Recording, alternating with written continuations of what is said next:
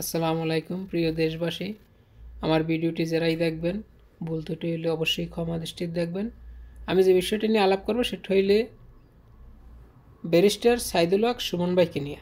বর্তমানে একজন running MP, তাকে হত্যার হুমকি দেওয়া হয়েছে, তাও তার থানার বর্তমানে একজন এসপি স্যারের মাধ্যমে, ওসি স্যারের মাধ্যমে। তো এখানে একজন বর্তমানে এমপিকে যদি এভাবে মারার হুমকি দেয়, সেটা নিয়ে প্রশাসন থেকে শুরু করে দেশে এরকম কোনো প্রতিক্রিয়া আমরা দেখতে পারিনি।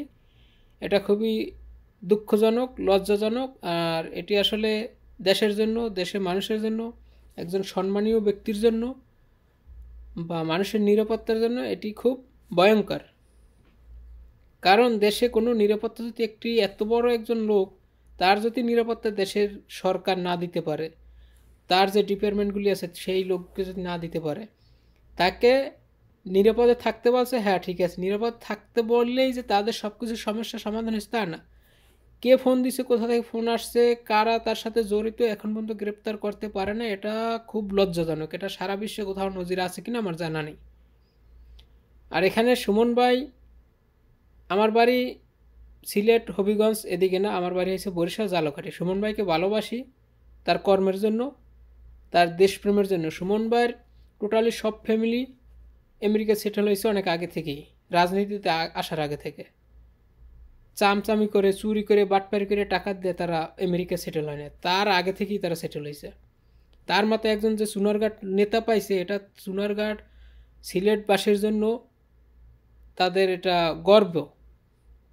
তিনি যে কতগুলি কাজ করছে, সব কাজ দেশের দেশের মানুষের সবার স্বার্থে নিজের জীবন বাজি রেখে কাজ করতে আছে। তার জায়গাতে আপনি আমি থাকতাম, তাহলে এতদিন আমেরিকা যাইয়া সেটেল হয়ে সেখানে আরামে এসে দিন কাটাইতাম। সে সেটা করতে আসে না, কারণ সে দেশকে ভালোবাসে, দেশের মানুষকে ভালোবাসে, তার এলাকাকে ভালোবাসে। সে কিছু করতে চায়, তার ভিতর যে মেধা আছে সেটা দিয়ে সে কিছু করতে চায়। এজন্য আমাদের উচিত তাকে সাপোর্ট দেওয়া।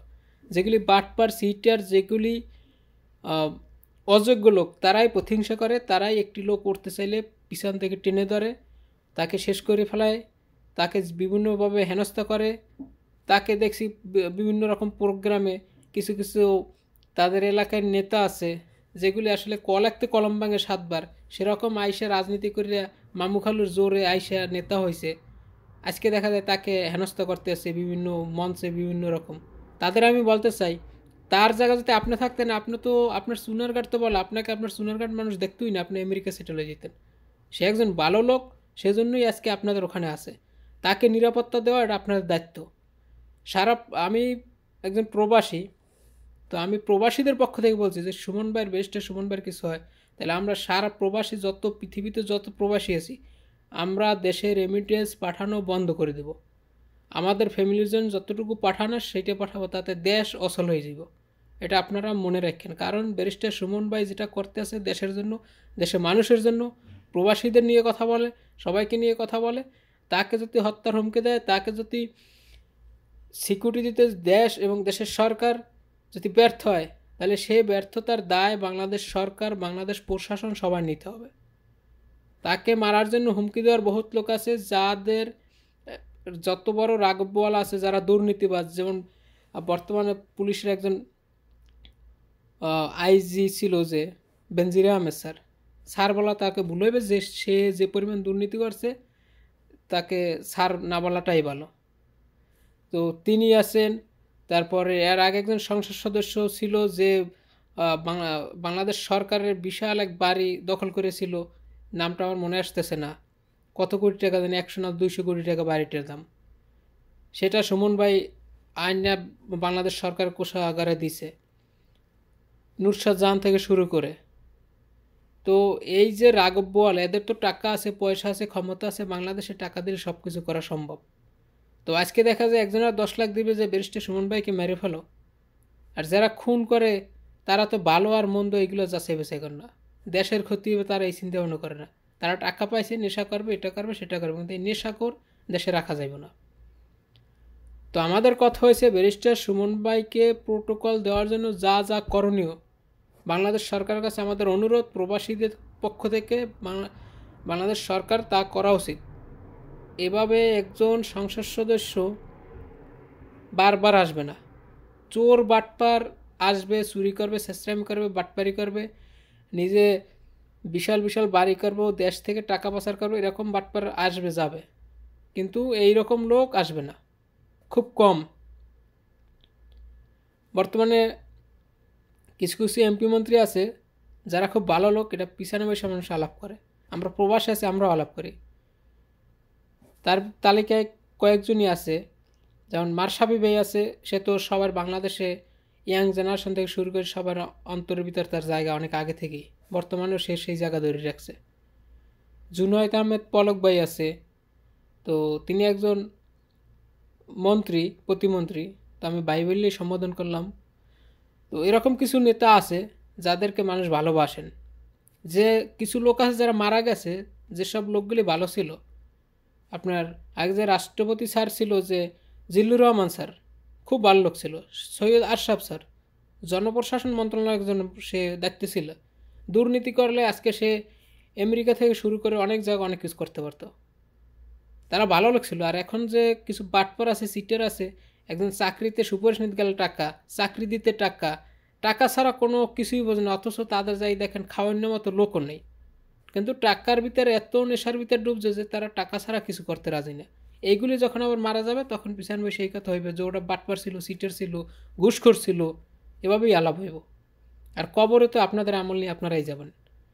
তো বর্তমানে সুমন ভাইকে প্রোটোকল দেওয়ার জন্য বাংলাদেশ সরকারের যা যা করণীয় সেটা করার জন্য আমরা প্রবাসীরা বিশেষভাবে অনুরোধ জানাচ্ছি, এবং আশা করি আমার ভিডিওটি যারাই দেখবেন যদি ভালো লাগে অবশ্যই শেয়ার করবেন, এবং যার জায়গা থেকে সবাই প্রতিবাদ করুন।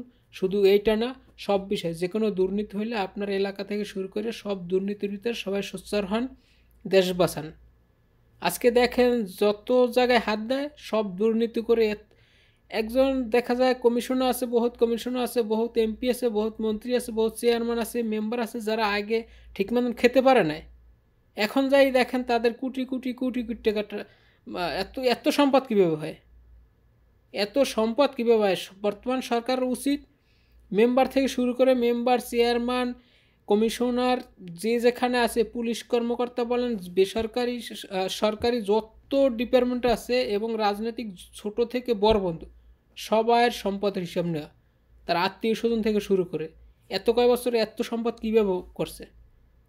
দেশ বাঁচাতে হলে এগুলি করা দরকার।